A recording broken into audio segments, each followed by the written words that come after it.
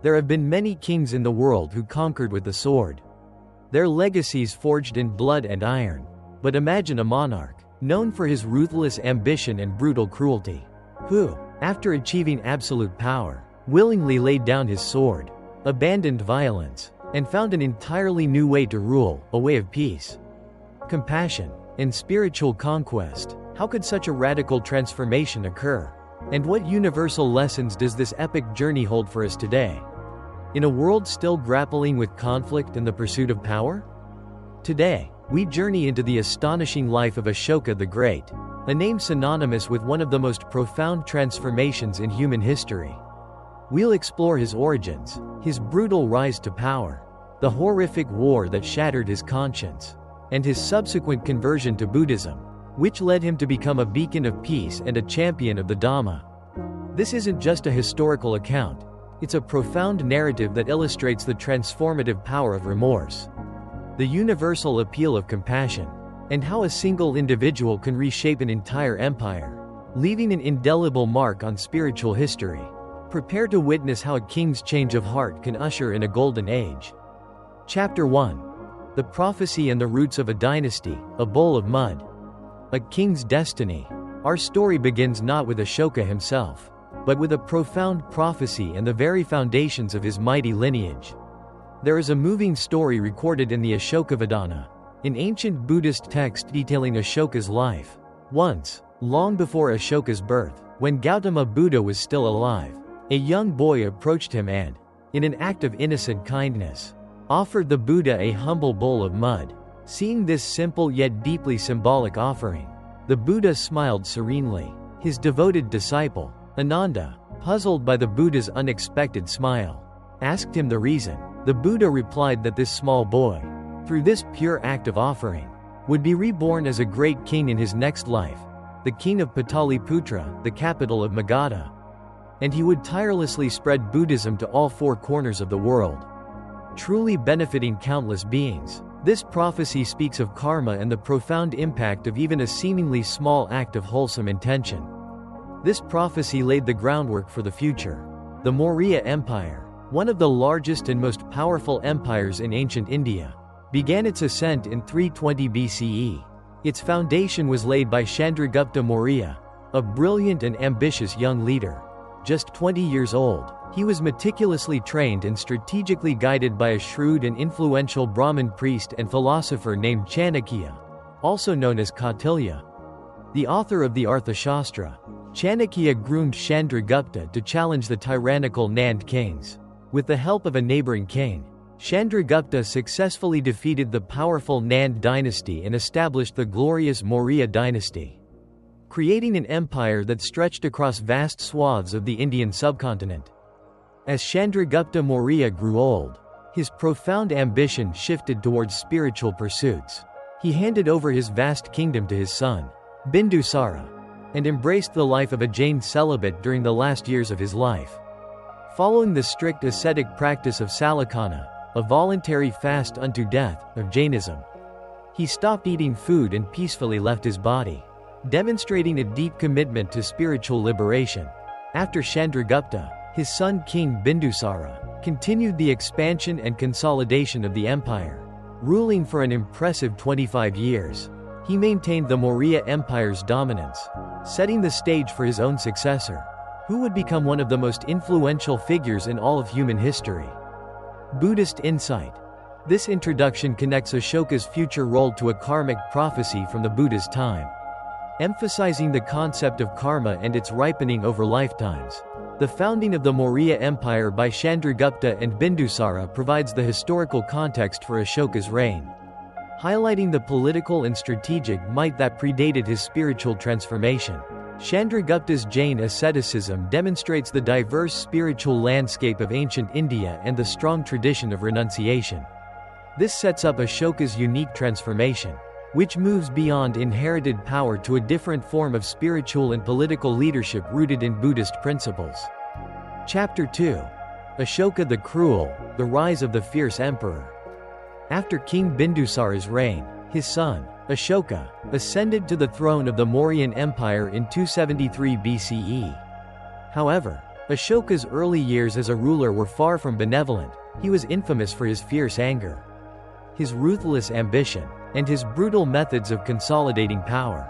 History remembers him as Ashoka the Cruel, or Ashoka the Fierce, during this period. His reign was marked by a chilling disregard for human life and dignity. He even had a horrific torture chamber built, a place of immense suffering where he would inflict severe punishments upon those who dared to defy him or disagree with his rule. In fits of uncontrolled anger, he often ordered the beheading of his own people in court, striking terror into the hearts of his subjects. Witnessing his tyrannical acts, the populace began to refer to him simply as Violent Ashoka, a stark reflection of his brutal reign. The succession to the throne after King Bindusara's death was far from smooth. King Bindusara had approximately 100 sons, creating a fierce struggle for power. Ashoka, with his cunning shrewdness and ruthless determination, sought help from a cunning minister and systematically eliminated almost all of his brothers, except for one, to secure his position. This bloody struggle culminated in his becoming the third king of the Maurya dynasty, having seized power through fratricide and immense violence. Immediately after occupying the throne in 273 BCE, Ashoka embarked on a path of aggressive expansion. While he did not fight any other big battles for consolidation within his core empire, he systematically cleared all the smaller kings in southern and western India, brutally suppressing any resistance to ensure the undisputed dominance of the Mauryan dynasty. His empire now stretched vast, from Persia in the west to deep into southern India, becoming one of the largest empires in world history. However, after 8 years of being on the throne, there remained only one significant region that had not fallen under the formidable sway of the Mauryan Empire: Kalinga, modern-day Odisha. Ashoka's ambition knew no bounds, and the conquest of Kalinga became his next inevitable target. The Kalinga War. The reasons for this monumental conflict are debated by historians. Some suggest that Kalinga's increasing military strength and its growing foreign trade relations posed a threat to the Maurya Empire's dominance, making it an economic and strategic imperative. Others claim that Ashoka's stepbrother, Vidya Ashoka, had left the Mauryan dynasty and joined Kalinga, making the conflict a deeply personal one for the emperor, a matter of pride and retribution. Before the battle, Ashoka, as was customary, sent his messengers to Kalinga to demand submission, but the matter could not be resolved peacefully. Then, Ashoka, confident in his military might, sent his commanders to wage war. However, to his shock and fury, the army of Kalinga, known for its fierce warriors, decisively defeated Ashoka's commanders. Enraged by this humiliating defeat, Ashoka himself, leading his vast army, moved towards Kalinga with an unquenchable thirst for conquest and revenge. The Kalinga War is famously known as among the biggest and most brutal battles in world history. The scale of the carnage was immense. About 1,100,000 people died on both sides during the direct combat. An additional 1,50,150,000 people were left homeless, their lives shattered, their homes destroyed. There was so much bloodshed that, according to legend, instead of water, rivers of blood began to flow in the Daya River, turning its waters crimson with the gore of the conflict. The war was a horrifying testament to the depths of human cruelty and ambition. Buddhist insight. This chapter depicts Ashoka's early life and reign as a vivid manifestation of dosa, hatred, anger, and tanha, craving for power, control. Two of the three poisons, his brutal actions, including patricide and the Kalinga War, generate immense akusala karma, unwholesome actions, leading to widespread dukkha, suffering.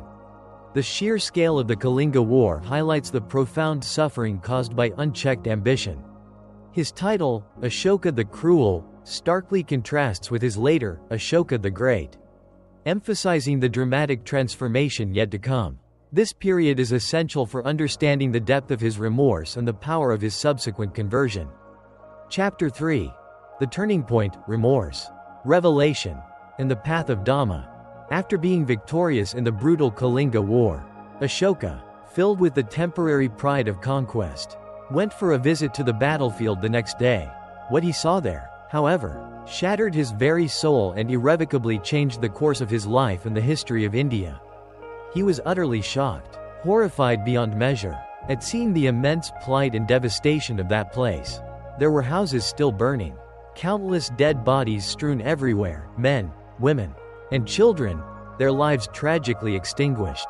The air was filled with the heart-wrenching wails of children crying out in hunger, mothers mourning their lost loved ones.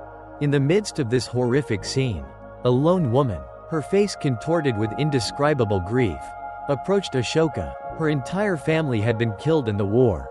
Leaving her utterly alone, with a desperate, broken plea, she asked Ashoka to kill her, for she had nothing left to live for, her life a complete void. Witnessing this raw, personal tragedy, standing amidst the unimaginable carnage he had wrought, Ashoka realized the true, horrifying extent of his sins. The realization hit him like a lightning bolt, shaking him to his very core. He fell to his knees, tears streaming down his face, and began talking to himself, his voice filled with profound remorse. What have I done? Is this my victory or defeat? Is this justice or injustice? The glory of conquest turned to bitter ash in his mouth. The pride of triumph transformed into a crushing weight of guilt. In that transformative moment, Ashoka's heart irrevocably changed. The ruthless, Ashoka the cruel, began a profound spiritual metamorphosis. He started moving on the path shown by the Buddha, a path of peace and compassion that he had previously disregarded. From a tyrannical, cruel Ashoka, he transformed into a kind and benevolent one. His new, sole goal became peace and protecting his kingdom. Not through conquest, but through righteousness. He swore to win over souls instead of any king or any land. Embracing Dharma Vijaya, conquest by righteousness, instead of military conquest. His transformation was comprehensive. He stopped eating non-vegetarian food and earnestly requested everyone in his vast empire to become vegetarian. Promoting non-harming, ahimsa, to meticulously look after the public and ensure their well-being. He appointed special agents and governors, known as Dhamma Mahamatas, whose primary responsibility was to find out whether people were happy, whether justice was being served, and whether the welfare of the populace was being maintained. This marked the beginning of a peaceful and prosperous period for Magadha, an age of true well-being rather than mere military dominance. Buddhist insight. This is the absolute pivotal moment of Ashoka's transformation, illustrating the profound power of samvega, spiritual urgency, remorse, arising from direct confrontation with dukkha, suffering. The Kalinga War, while a military victory, became his personal defeat of the ego and its attachment to power and violence. His remorse signifies a deep shift in right view, samaditthi. Recognizing the unwholesomeness of his past actions, akusala karma.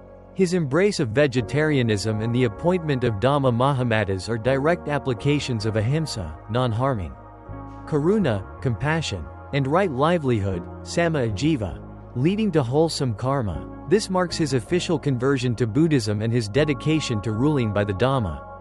Chapter 4. The Dhamma's Global Reach, a King's Legacy of Peace. Ashoka's transformation from a brutal conqueror to a fervent patron of the Dhamma had an unprecedented global impact. He transcended the boundaries of his vast empire, driven by a boundless desire to spread the message of peace and liberation to all humanity.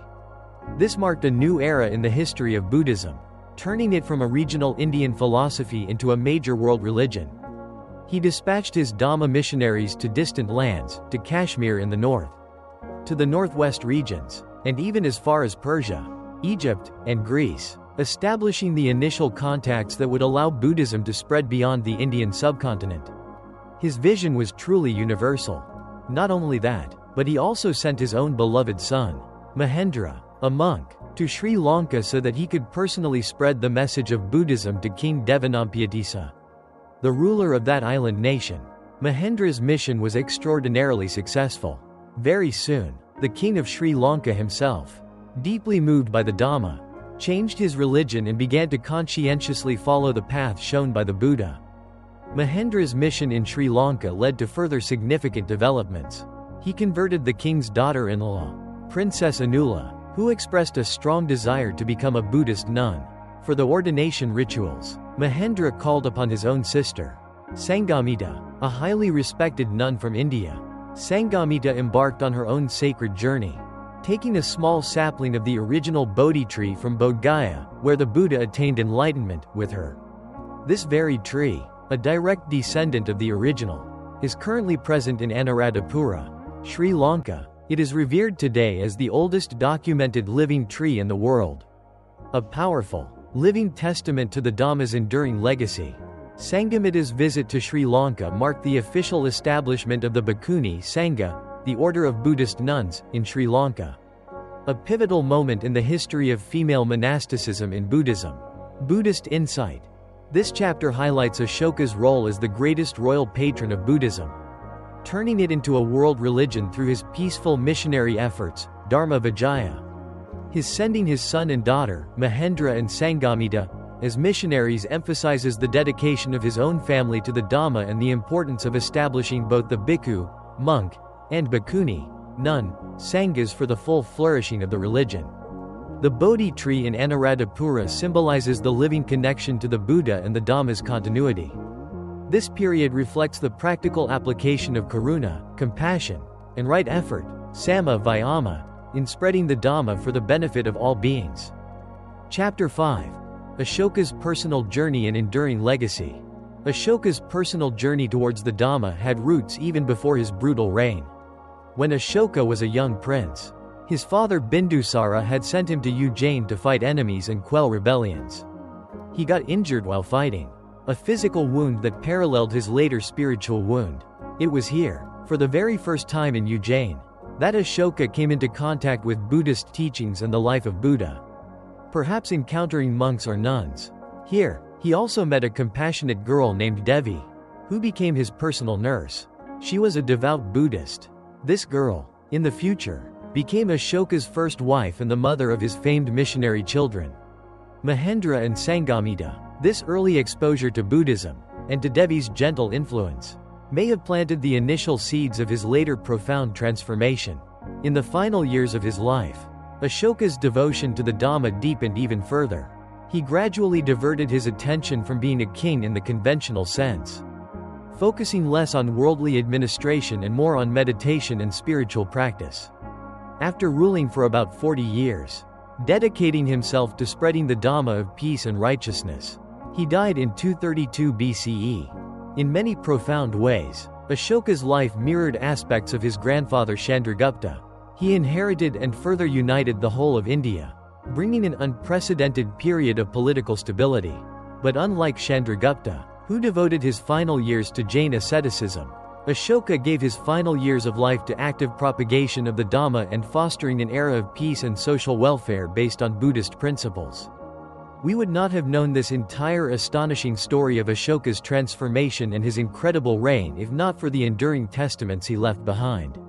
His edicts and pillars, inscribed with his personal story and decrees about the Dhamma, stand tall today, scattered across India, Nepal, Pakistan, and Afghanistan. These Ashoka's pillars were meticulously crafted from high-quality sandstone at a place called Chunar, near Varanasi.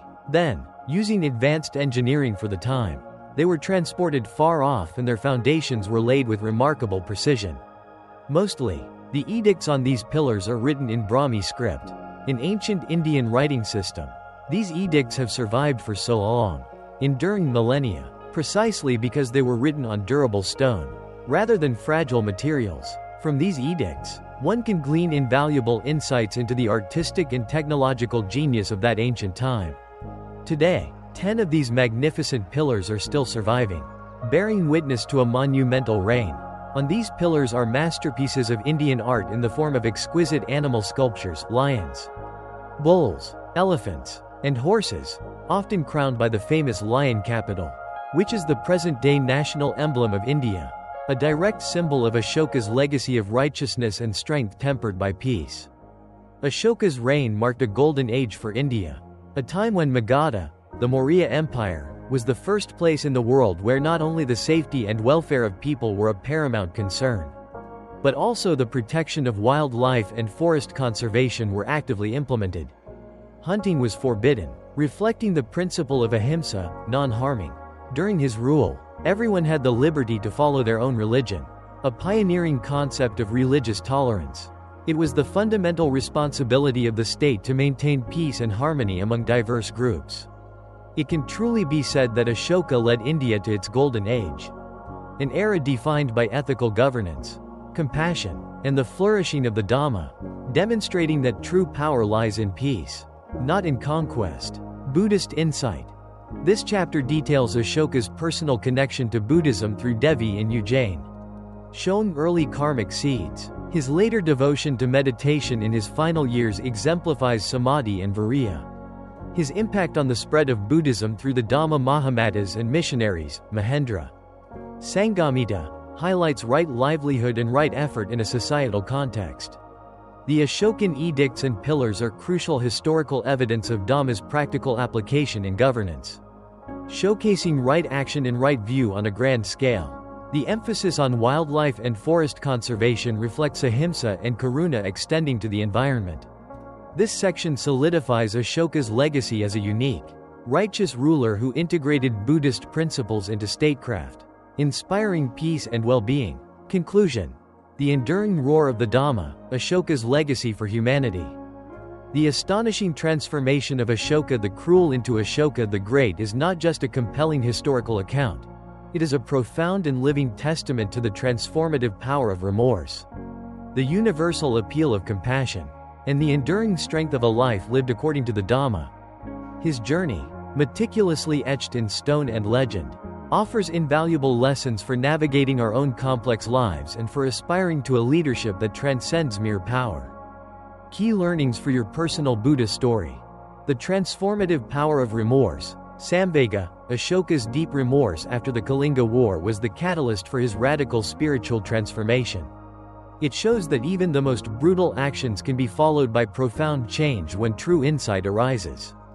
Application. Don't shy away from remorse for your past unskillful actions.